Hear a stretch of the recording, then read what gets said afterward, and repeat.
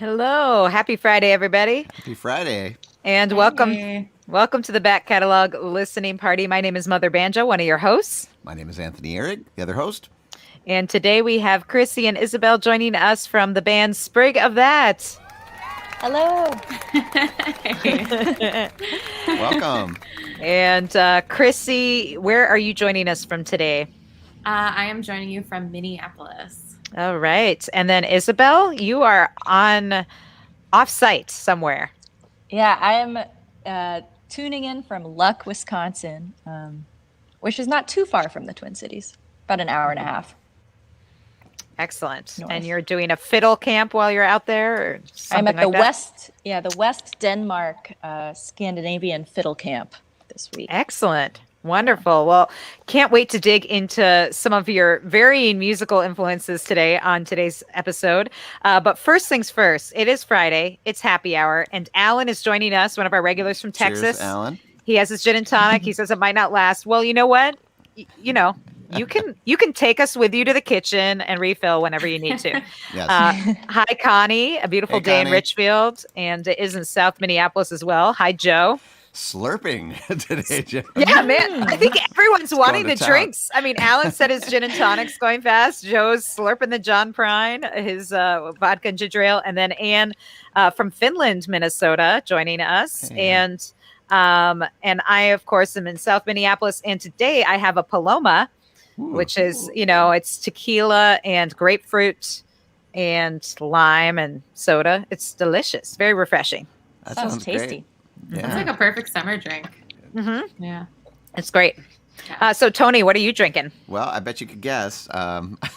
German beer. I'm going back to Munich for this recipe that dates back to 1634, according to the label here. Yeah, it's my go-to in the summer. Excellent. And Chrissy, are you drinking anything over there in your home?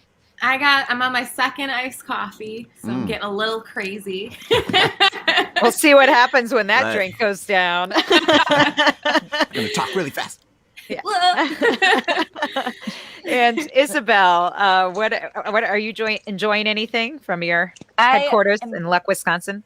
I'm between drinks right now, but I've had about 6 cups of coffee so far today, and I think I'll crack open one of my warm beers later. There's no coolers anywhere or refrigerators, so I have a 12-pack of beer in the shade.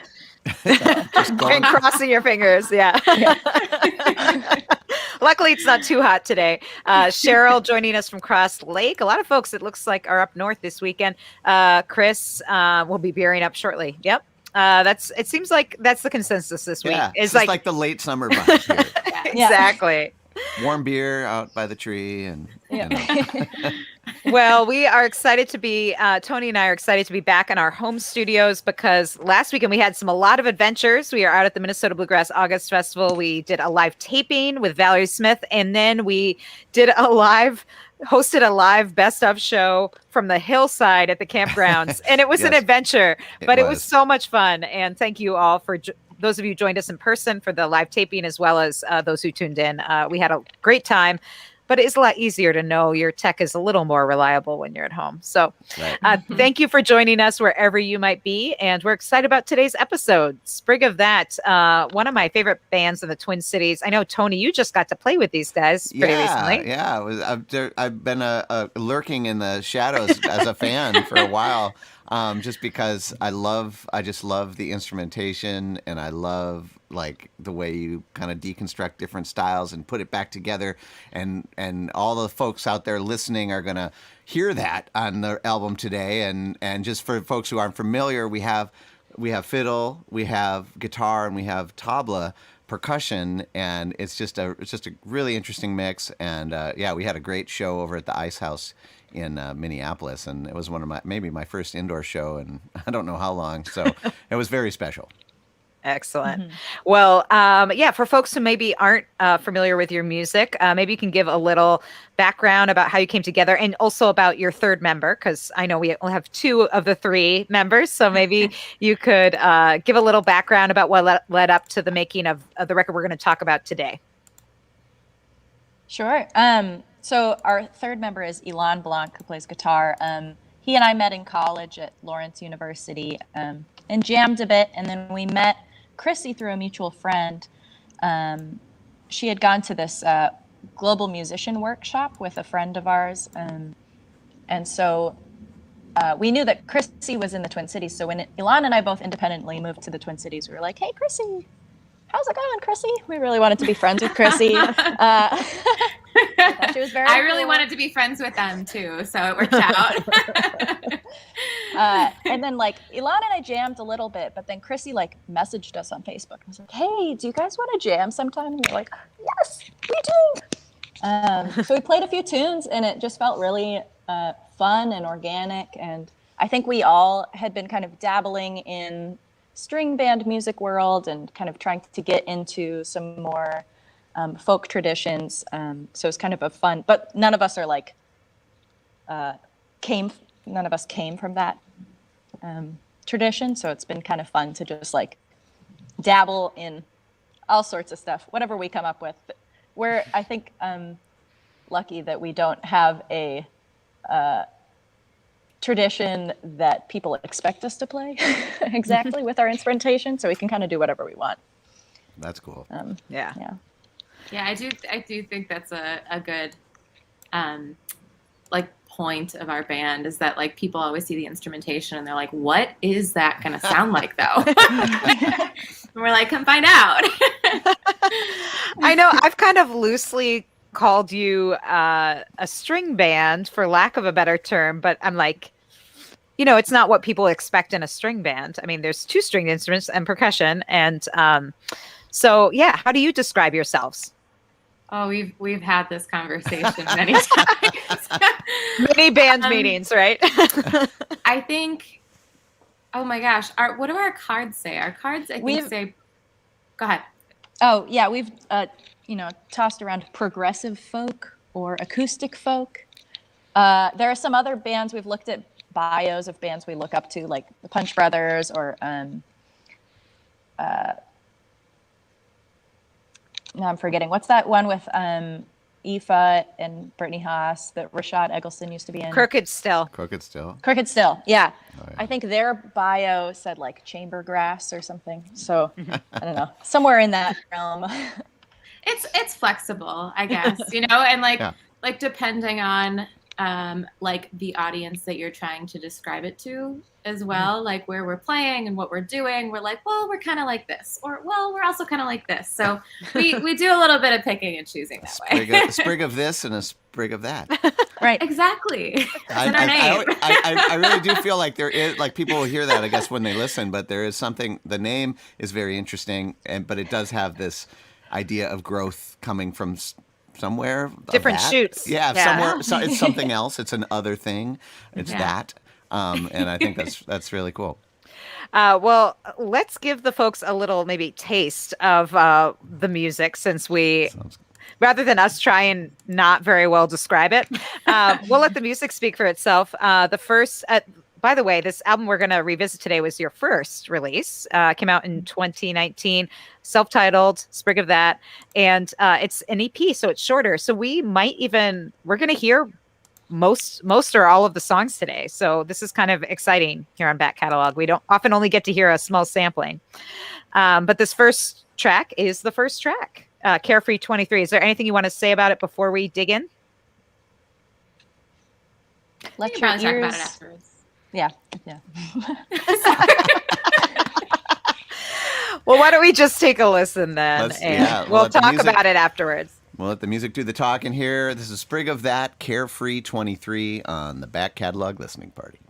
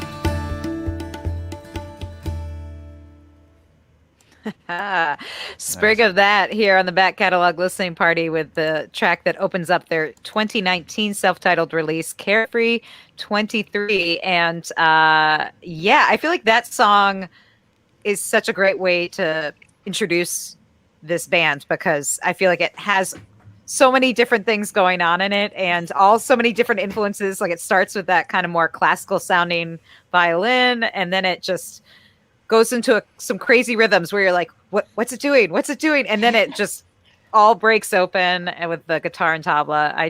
I love that track. Really cool. Yeah, really, really interesting, layers. Joe, one of our regular listeners here, mentioned that he said that this one's a great romp. It starts lark ascending image. To me, it starts with a lark ascending image and then double time. That's one of the questions that I was just really curious about, actually, was this idea of like the organicness of these arrangements. Like, are they, it sounds pretty live. Like, I imagine you guys just sitting in a room together. Yeah. For the recording. Yeah. So, this whole, I'm gonna say a couple things and then I'll let you go because this is your tune.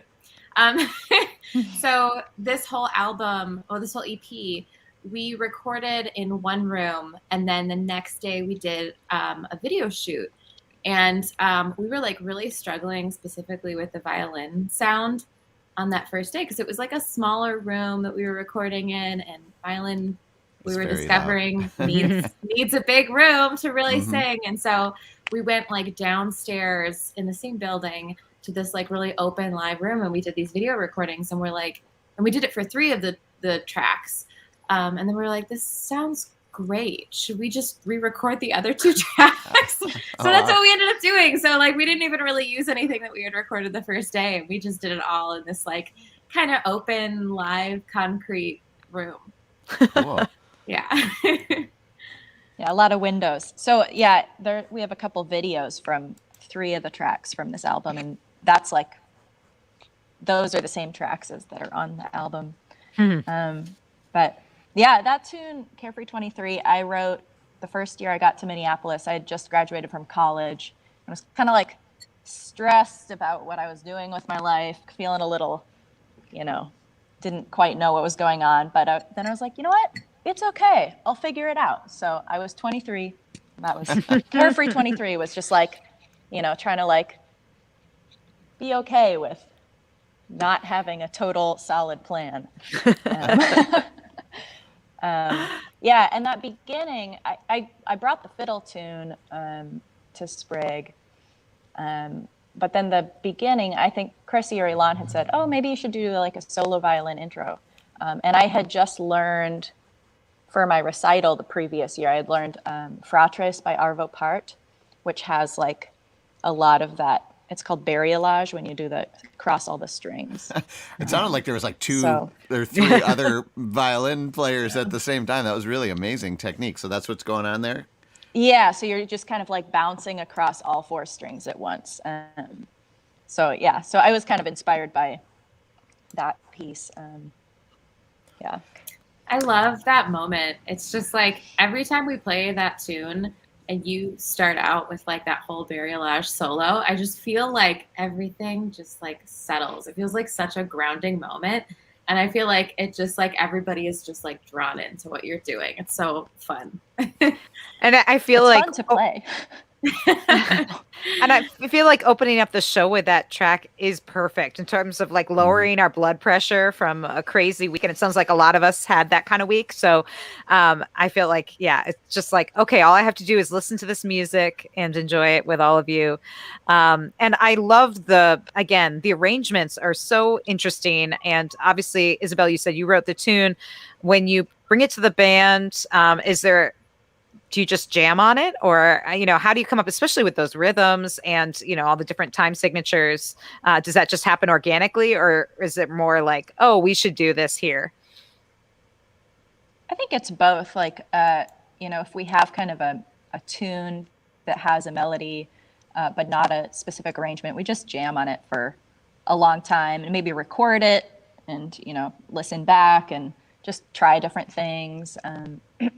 Chrissy and Elon come up with a lot of the interesting like backing rhythms. The rhythm section knows what's up for that. And does it always come out a little different? Like every time? I mean, like, is this pretty set once you got, oh, okay, we recorded it, this is how we do it now? Or is it just, do you kind of feel it in the moment?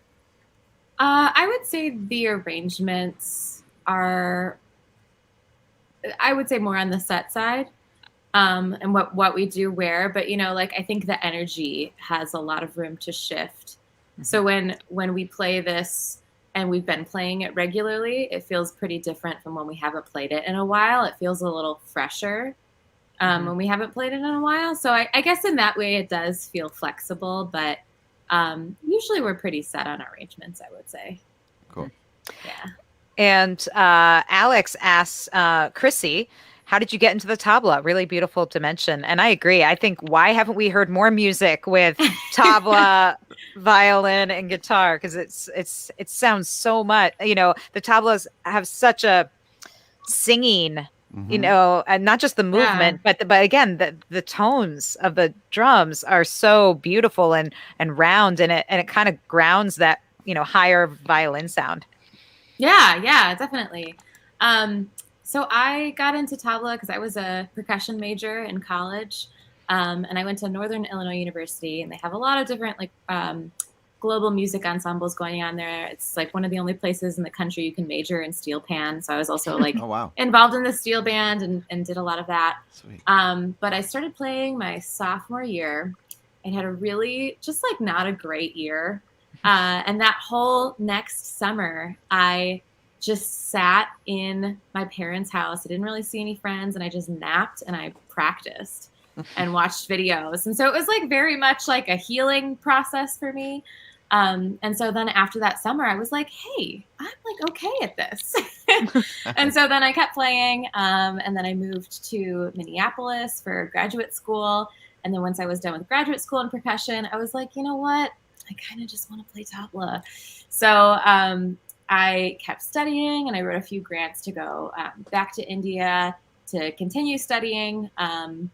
And yeah, here I am, like playing tabla and bringing it to context other than traditional Indian music is the thing I love to do. So excellent. And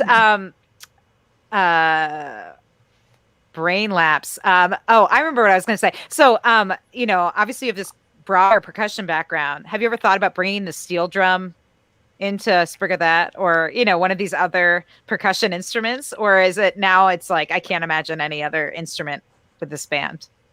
I mean, I'm pretty set in terms of what I like to perform on.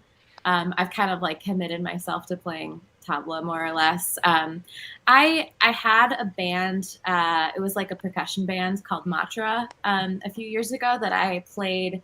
I would play some cajon here and there, but I didn't spend a lot of time practicing cajon. I spent all my time practicing tabla, and even steel pan. I think I love that instrument and I love hearing it, but I don't know how well it would fit into this band in particular. But yeah, I think I've definitely narrowed or maybe more specialized in what I like to do and what I like to perform on in terms of percussion. And that was honestly always something that I really struggled with, because being a percussionist, there's a lot of trying to balance how much time and energy you're putting into each instrument. And it's for me, it got very overwhelming very quickly. So there's something relieving about being you know what, I have to practice today and I know what I'm going to practice. So you mentioned briefly that you went to India to study, and actually when you were talking about being in your parents' house and watching videos, I think the one of the questions that came to my mind is how do you learn this instrument? It's got such a history and there's so much going on. It sounds like a little bit of self-taught, but who did you study under, and how does that kind of more traditional stuff translate to this this American string band world? I guess that's one of the questions I had for you. Yeah. So not necessarily self-taught. So I started studying with Robert Chappell, who was percussion professor at Northern Illinois University who ran the class. He's still running classes there too. And then when I went to India, I started studying with Pandit Yogesh Samsi, who is like top tier, amazing, incredible tabla player. And then when I moved to Minneapolis, I also studied with Dr. A. Pavan, who still has, like tabla classes here, does a lot of performing with his wife Pooja, who is a North Indian vocalist.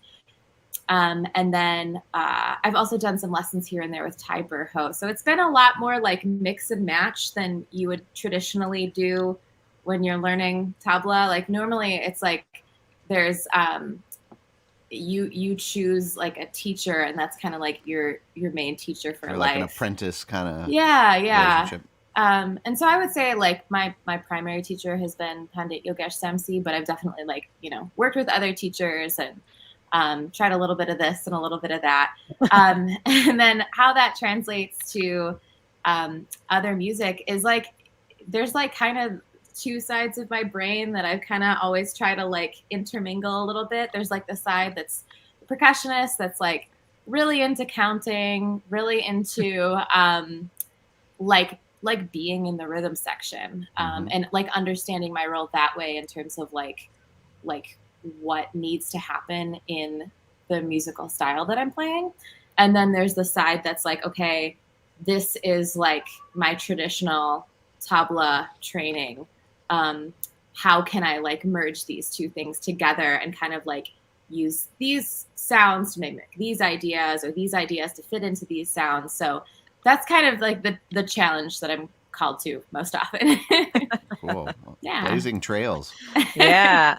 Well, if you just tuned into Back Catalog Listening Party, we are talking with Chrissy and Isabel from the trio Sprig of That and revisiting their debut album, which came out in 2019. And I've been talking about the unique instrumentation of this band, this progressive folk band, chamber grass, whatever we're calling it, featuring tabla, fiddle, and guitar. And we're going to hear the song I've Endured, which I'm sure many of you might recognize this song. It's one of my favorites. Is there anything you want to say about, first of all, why did you pick this song? This was one that I had learned with another to play with another friend of mine, and I just love. I love the tune, an Ola Bell Reed tune, and I just love the imagery of it. I kind of liked a lot of the lyrics. I felt like, born in the mountains. I'm from Oregon, so I'm like, yeah, me too.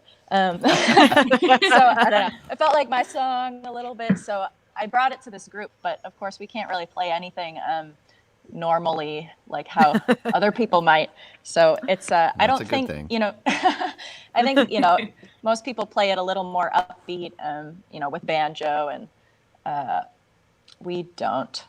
It's a very chill, kind of spooky rendition, which is kind of fun. And I sing on this one, which we don't have a whole lot of vocal tunes, but that's kind of special. Excellent.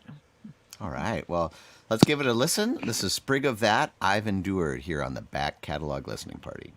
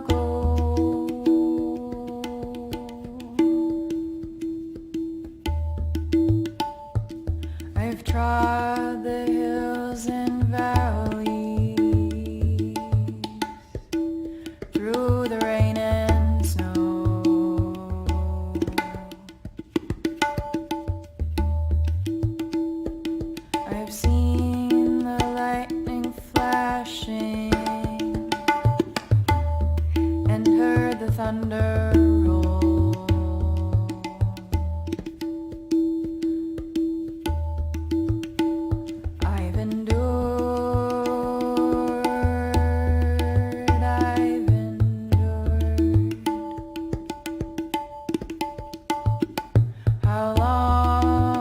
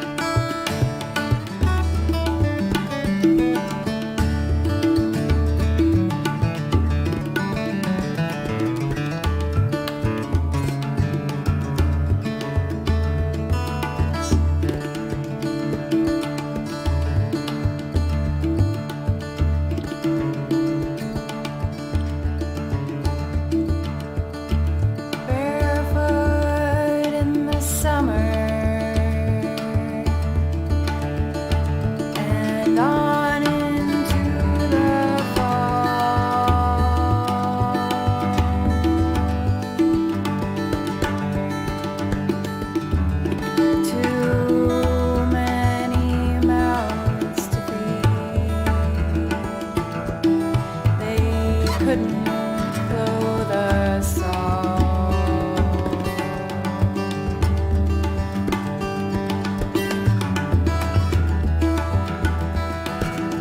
Went to church on Sunday to learn the golden rule.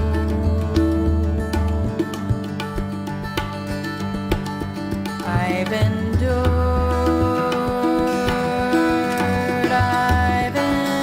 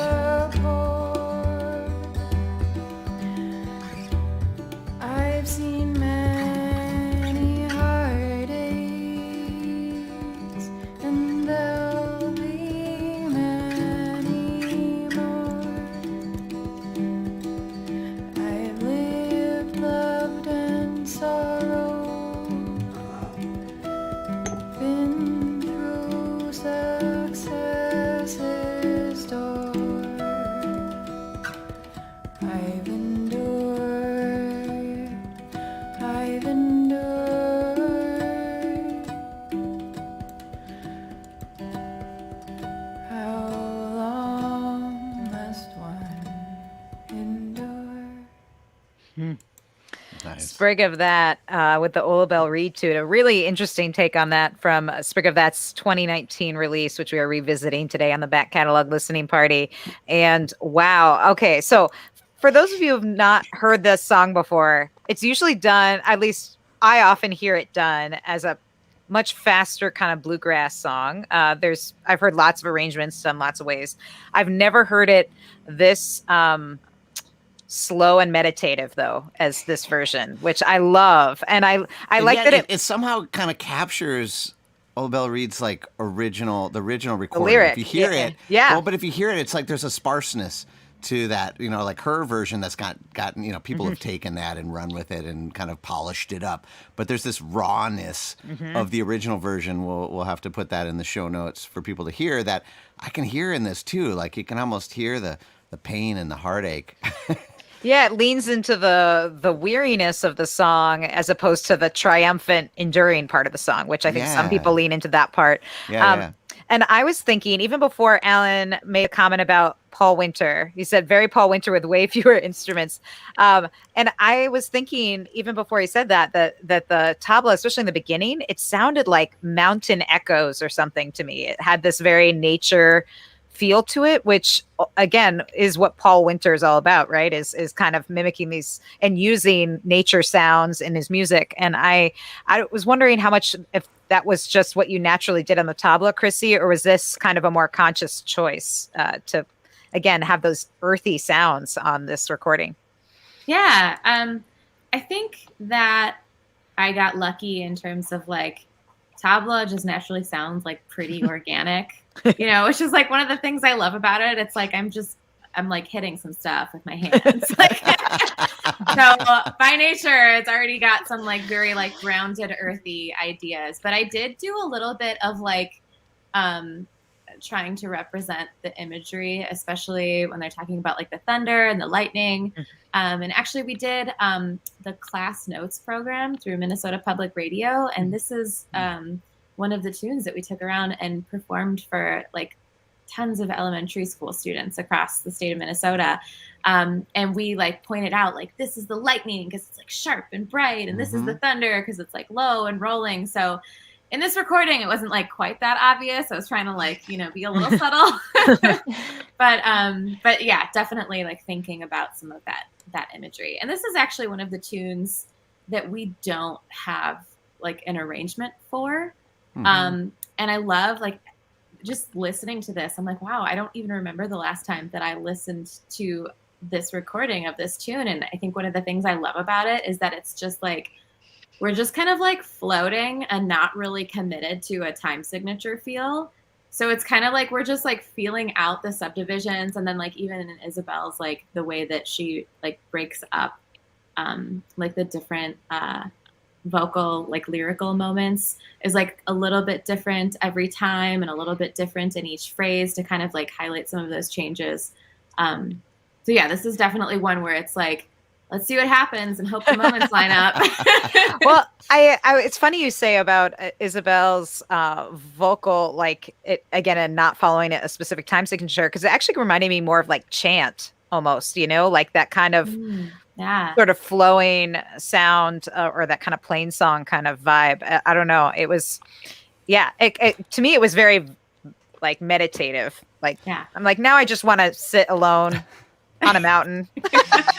and speaking of that, sitting alone and really ingesting this music properly, like I was lucky enough to see these Sprig of That play live recently at a really good listening room, and the amount of space that has to be filled by 3 instruments and then sometimes not at all, like the space is actually like another instrument, and all of that subtlety is really evident now that I've got the headphones on too. Like I heard it live, but then I heard it earlier, like on my iPad as I was kind of prepping for the episode, and then I put the headphones on, and boom, it's right there. So I just want to put a plug for all those folks out there who maybe aren't listening to it on like a high def system.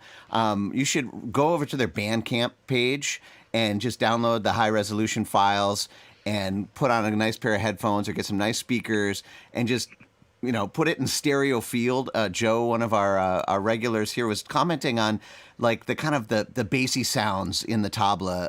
And that's one of the things that really strikes me with seeing it live. It sounds like another, like a bass instrument. And in the recording, the tablas are panned, left and right. You can kind of hear the stereo field. So if you're listening on headphones now, you'll get a taste of it. But I think you should definitely head over to their Bandcamp page where you can also use that as your tip. A lot of folks who listen to the show or wonder how they can kind of support these artists and make sure they make another record.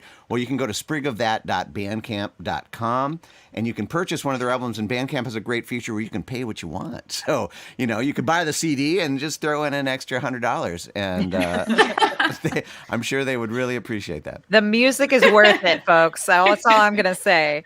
And I just listening to that track, one of the things I was thinking of was that the tabla was carrying, especially because for a while it's just the drums and the voice, and the guitar comes in much later. And it was just thinking that, it was the tablas were the more melodic counterpoint to the voice, and then the guitar, when that came in, was like the little garnish, which is usually it's the inverse of the way it normally feels in this. And I love the energy when that happens, and yet your vocals, Isabel, throughout are still kind of in the same kind of register, which I love about that. You don't get huge with the instruments. Yeah, we haven't played this one very recently, but I just love this piece because how we play it just has so much to do with our mood for the day and the space we're in and everything. We just really we all play off of each other, and the instruments are all improvised, and then I just kind of fit the vocal line in wherever it feels good in the moment. Well, I love it. Well, if folks out there have any questions for Isabel or Chrissy about this recording or their music in general, I should also make a mention that if you're over at the Bandcamp page, you might see that they also have a new record that came out this year, which is a very cool album called 8 Threads, and it's collaborations with different people from different musical and cultural backgrounds.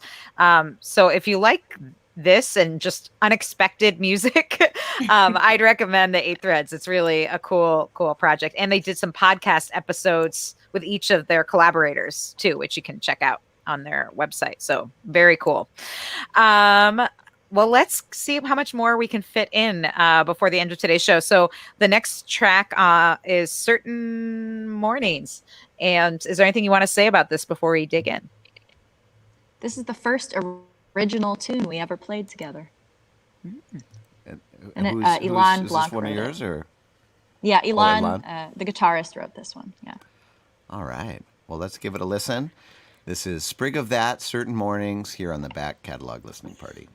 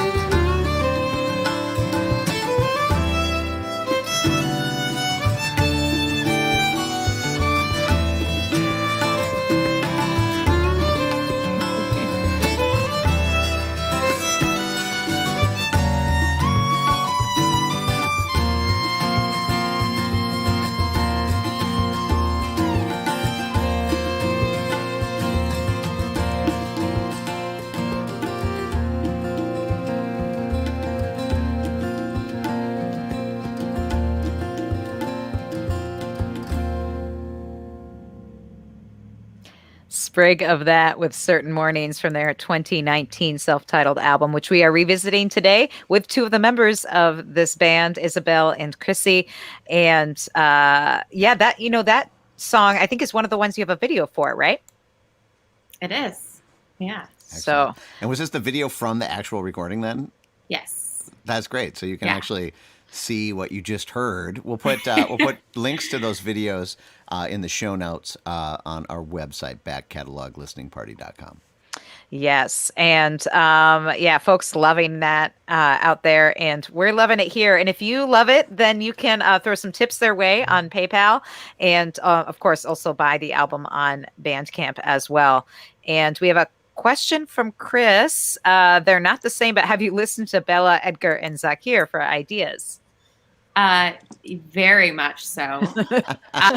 And when I was in undergrad, that was actually like my junior recital. I transcribed my very first tune from that album, Bubbles. My senior year, I transcribed Bahar.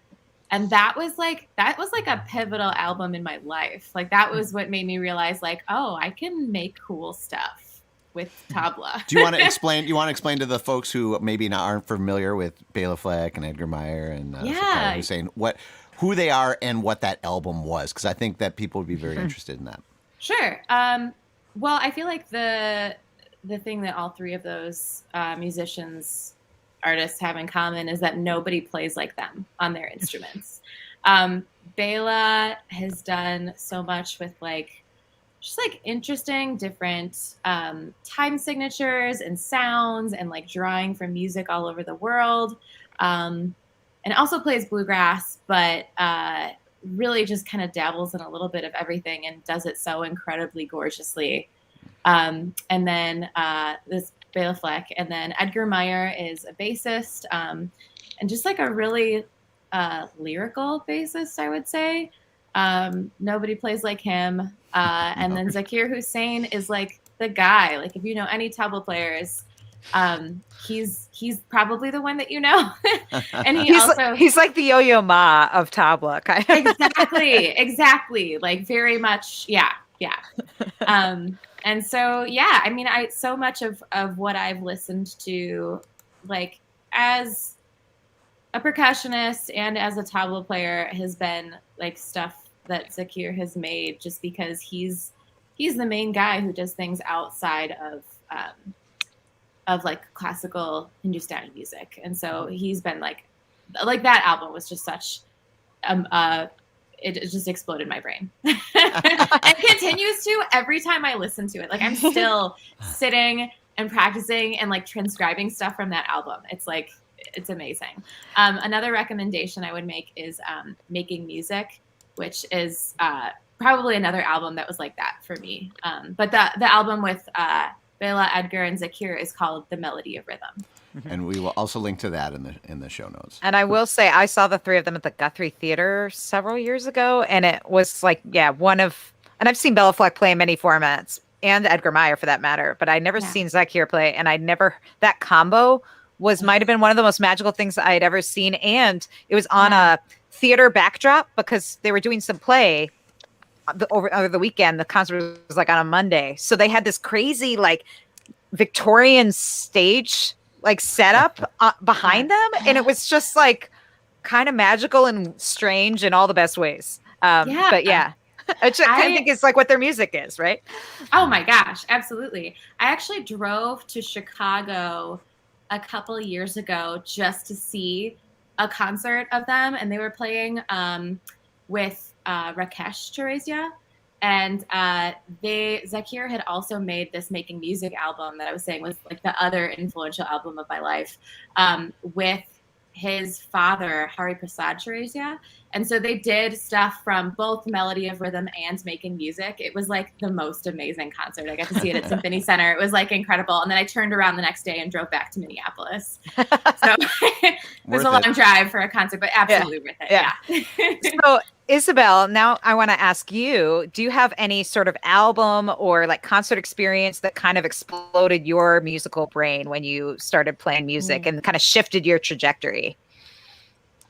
I mean, I think the first time I saw the Punch Brothers live, I cried for sure. I mean, I grew up playing classical violin, and then started kind of dabbling in the fiddle realm, but wasn't quite, drawn into a particular genre, and I was trying to figure out what to do. And I just love, like, I saw them live, and I was just like blown away by how it was like this folk music, so tight knit, like their sound was just all so, like everything was intentional, and like they were all moved as one organism, which just like is amazing.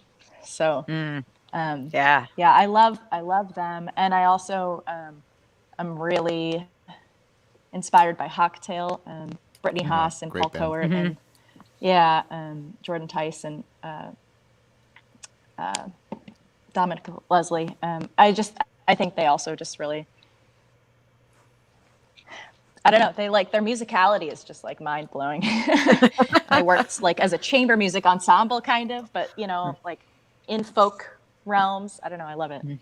And I almost feel like in some ways I somehow missed the classical boat. I guess growing up I was like into rock, and then I found bluegrass and folk and stuff.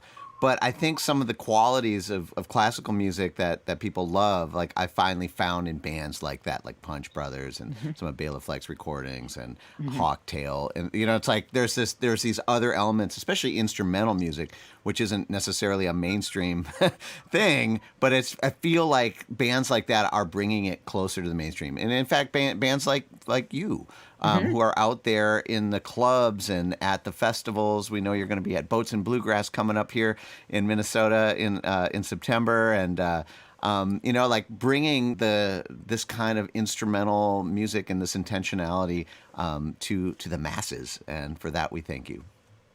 Yeah. And we want to thank you for joining us today. We're going to squeeze in one more song because we want to make sure we get to this one, because this is a great traditional tune that Tony and I were just saying before we went on live here, that this is like one of our favorite versions of this track. And it's been done many times. A lot. A lot. Cluck Old Hen. And let's just dive in, and we'll see if there's anything we want to cluck about afterwards. I'm sure there will be. This is Sprig of That, Cluck Old Hen, here on the Back Catalog Listening Party.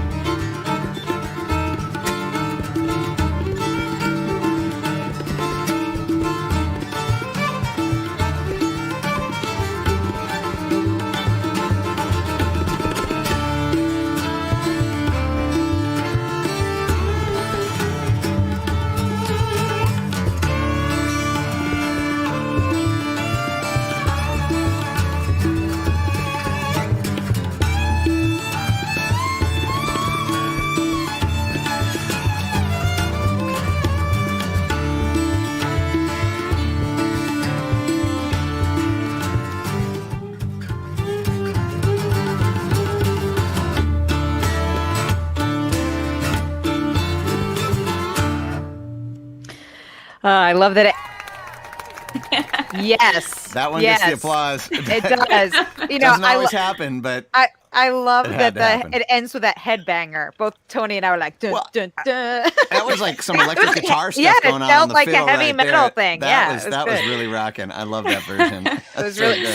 so Nick's comment about Chrissy shredding is very apropos. And want to thank Connie and Joe and Cheryl and Anne for all the great comments. And especially Anne, I want to give her a shout out because she was took care of my son last week while we did the live yes. recording of the back catalog that's going to air next week with Valerie Smith. So big thanks to Anne for helping out with Takes a Village to put on the show, people. And before we get to thank all the Patreon supporters that make this show possible, I want to thank Isabel and Chrissy and just say how much I love that tune. And I would love to spend an hour just talking about that track, but we don't have that kind of time.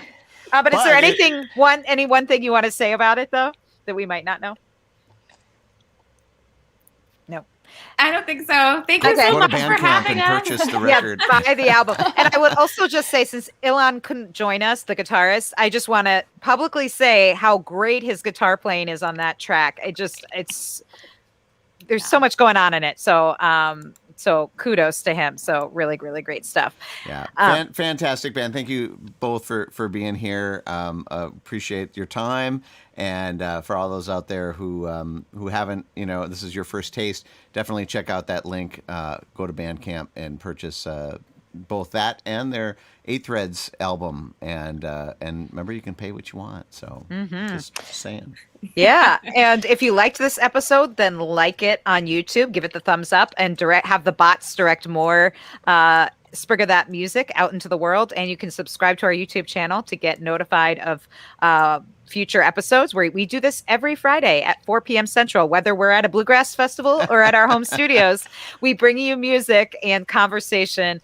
And next week, as I said, we are going to be airing that live show we did at the Bluegrass Festival with Valerie Smith, which we're really excited Ton about. Of fun. So many great conversations, memories of Charlie Leuven. I'm telling you, man, this is a cool episode. Oh, and she was the first to record a song that most of you have heard.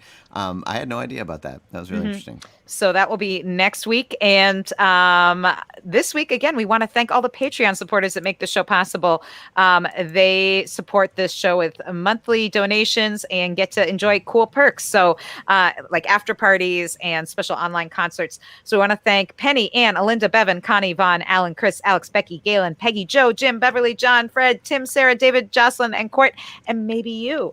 If you want to join the party, keep the party going all week long, you can do that on Patreon. But mainly, just thank you for being here. This is why we do it, so we can enjoy a drink and some music every week with you.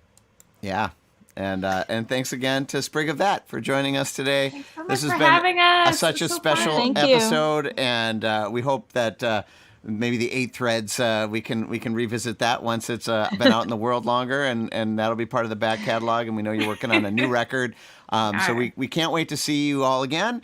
And all of you out there too. Thanks for joining us. Thanks for commenting. Thanks for listening to music with us. It really is a special thing for all of us. And we'll see you next week here on the Back Catalog Listening Party. Cheers.